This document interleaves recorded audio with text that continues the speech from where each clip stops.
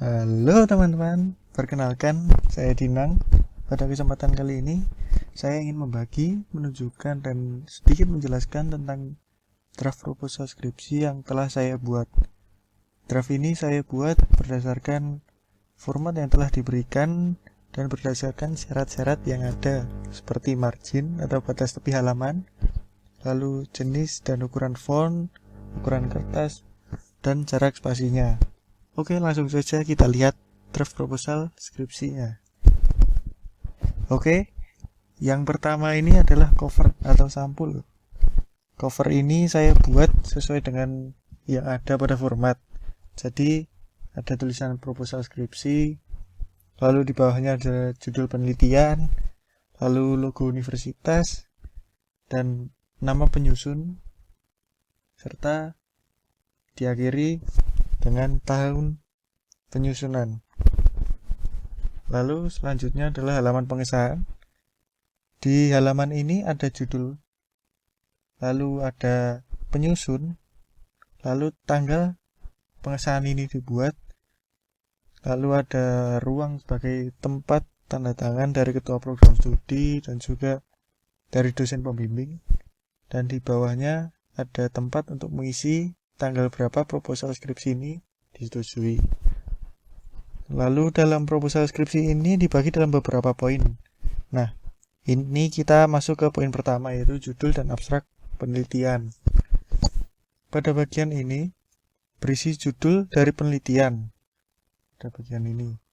Lalu penjelasan singkat tentang apa yang menjadi topik utama dalam penelitian. Dan setelah itu ada juga abstrak. Nah, seperti yang sudah teman-teman ketahui bahwa abstrak itu berisi apa yang menjadi latar belakang penelitian, lalu bagaimana dan apa metode yang digunakan, lalu ada apa tujuan penelitian, dan bagaimana hasil dari penelitian, di mana hasil yang diberikan itu sesuai dengan tujuan penelitian. Lalu pada poin kedua ini adalah pendahuluan. Bagian ini berisi tentang latar belakang dari dilakukannya penelitian ini, yang memuat juga alasan memilih topik penelitian tersebut, lalu perhatian utama peneliti, dan bisa juga harapan akan hasil penelitian. Dan seperti yang diketahui bahwa diagram dari latar belakang itu semakin mengerucut ke bawah. Jadi di awal merupakan latar belakang yang sangat umum, lalu semakin ke bawah semakin mengerucut ke topik penelitian yang akan dilakukan. Oke. Pada poin 3 adalah identifikasi masalah, yang berisi tentang penjelasan masalah pokok dalam penelitian, sehingga dijelaskan apa yang spesifik akan kita analisis dalam penelitian ini. Dan ini ada sedikit contoh dari draft proposal yang telah saya buat. Itu identifikasi masalah dalam penelitian ini itu akan menganalisis pemanfaatan energi panas dalam kaca penutup untuk meningkatkan unjuk kerja distilasi air energi surya. Jadi ini merupakan masalah yang spesifik yang akan dianalisis dalam penelitian kali ini. Lalu next itu pada poin 4, yaitu ada rumusan masalah. Adalah beberapa permasalahan yang kita ketahui dari penelitian ini berdasarkan dari uraian dalam pendahuluan. Lalu biasanya bentuk dari rumusan masalah ini adalah poin-poin yang berisi kalimat seperti kalimat tanya tapi bukan pertanyaan.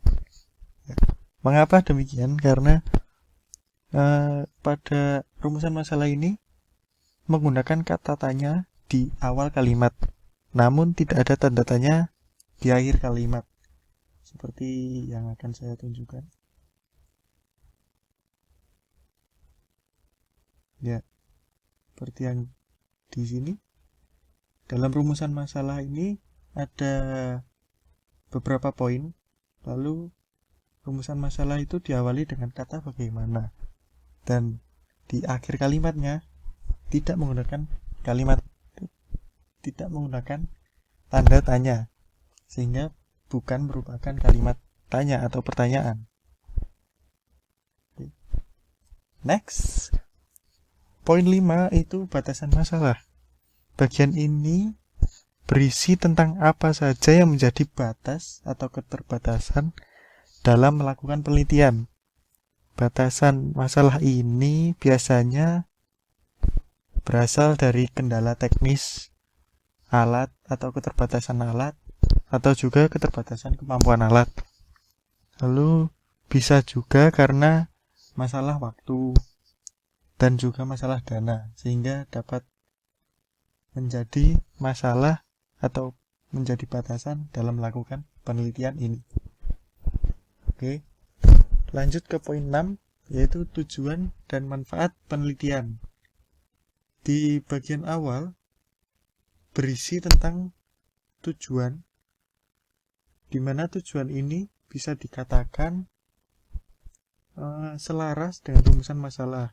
Bisa dilihat dari bentuknya yang poin-poin. Lalu topik kalimatnya juga hampir sama dengan rumusan masalah, dan juga jumlah poin-poinnya biasanya sama dengan rumusan masalah.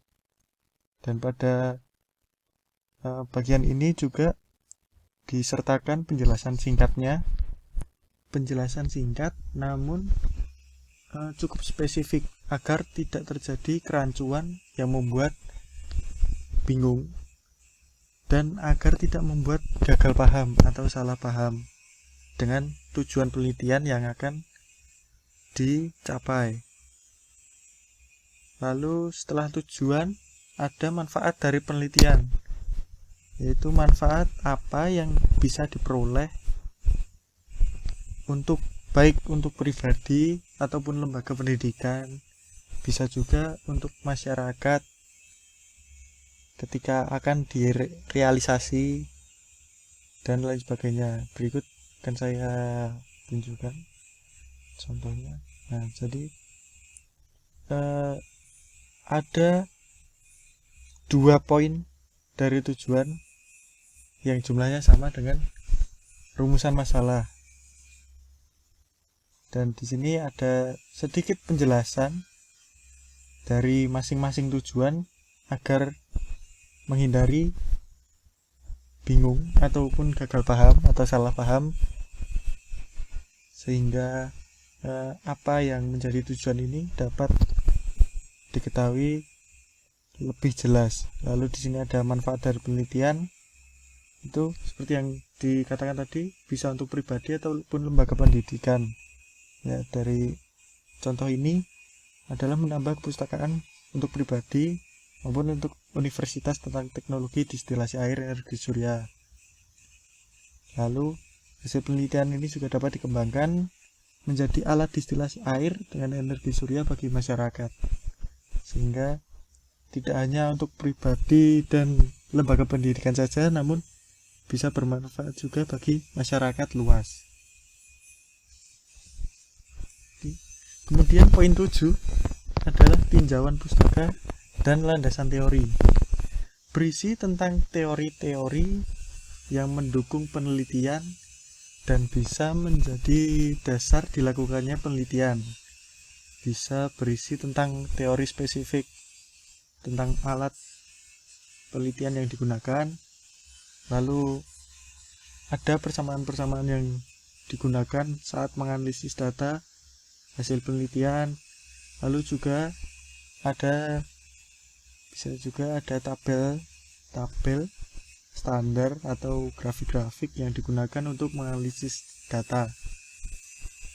Lalu selain dari teori-teori yang mendukung, ada juga beberapa acuan yang menjadi dasar untuk mengembangkan hasil penelitian dari artikel-artikel penelitian yang sebelumnya sudah melakukan penelitian yang serupa namun tidak sama, yang berkaitan dan relevan terhadap penelitian yang sedang dilakukan.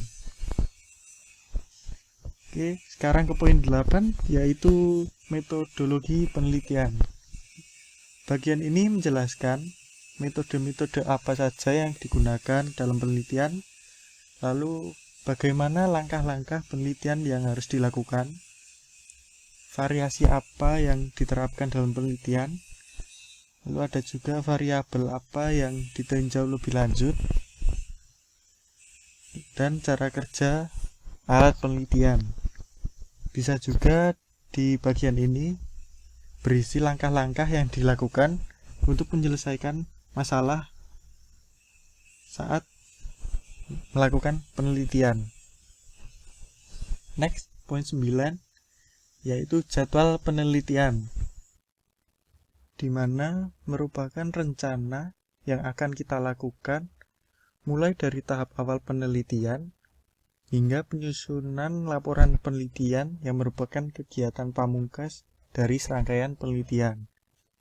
Nah, diharapkan juga dengan adanya jadwal ini, kita harus konsisten dan tanggung jawab atas apa yang telah direncanakan.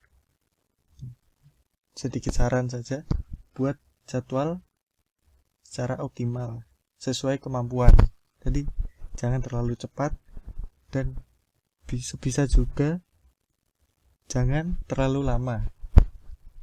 Nah, ini merupakan contoh jadwal penelitian pada draft proposal yang telah saya buat, mulai dari studi literatur, prinsip kerja pada distilasi energi air surya, lalu pengadaan bahan penelitian, lalu membuat model eksperimen, tahap selanjutnya pengujian dan perbaikan model eksperimen, lalu pengambilan dan analisis data, dan yang terakhir penyusunan laporan penelitian.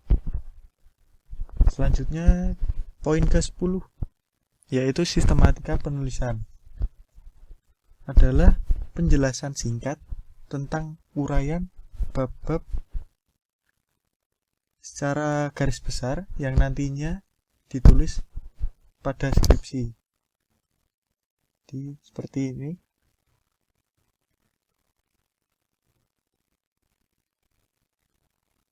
Nah, oke, sistem penulisan, sistematika penulisan, yaitu di sini dijelaskan ada bab 1 pendahuluan. Pada bagian ini akan dijelaskan apa yang menjadi latar belakang masalah, lalu identifikasi masalah, rumusan masalah, tujuan penelitian, batasan masalah, serta manfaat dari penelitian.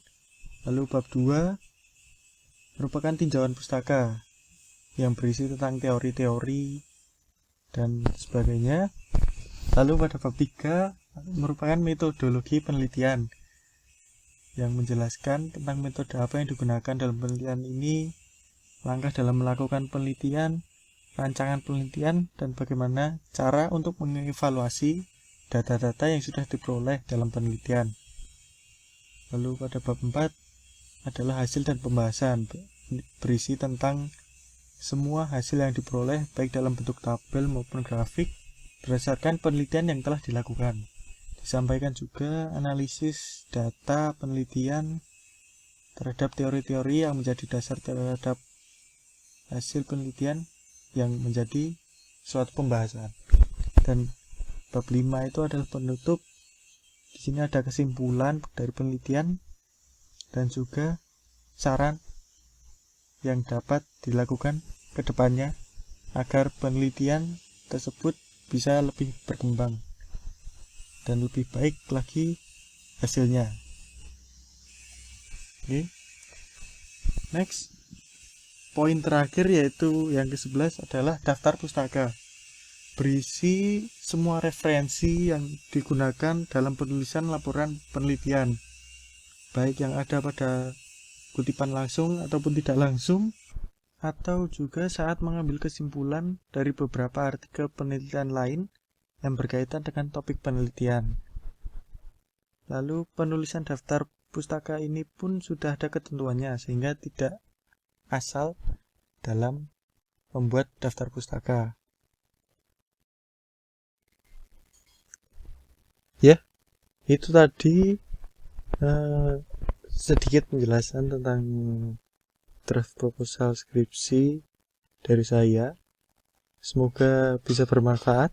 Mohon maaf juga jika ada salah kata atau salah yang lainnya. Dan terima kasih atas perhatiannya. Semoga kita dapat bertemu kembali di lain kesempatan. Ingat, stay safe, stay healthy, and stay at home. Ciao!